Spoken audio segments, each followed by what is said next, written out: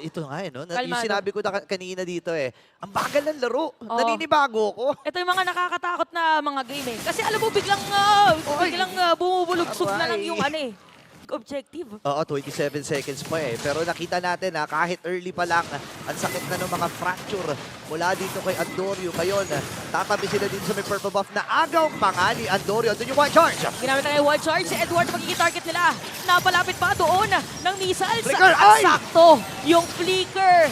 Tapos last insanity para kay Ryota.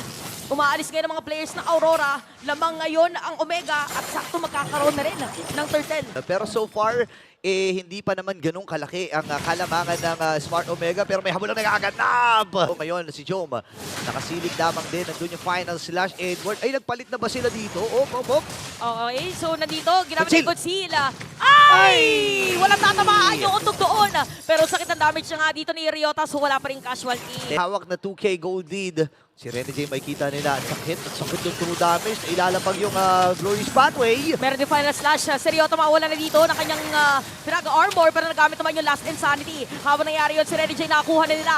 Job is down. Natakboan ni Demon Kite. Alisama pa si Okira. Again, walang Piraga armor yung X-Borg. At harapin na nga, kinakalmot-kalmot pa. And a killing spree para dito kay Demon Kite. Pero alam kasi nila yung Nakabantay kakayahan ng eh. Aurora.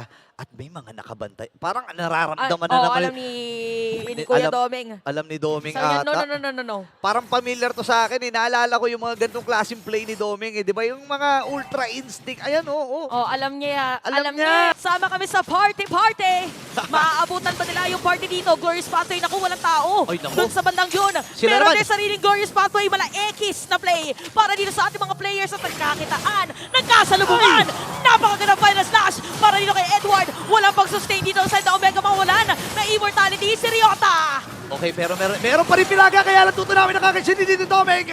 Nakakuha na ng kill si Doming.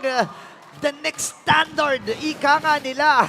Hindi pa rin namamatay itong si Doming. Sasalubungin nila si Chaka. Mamba.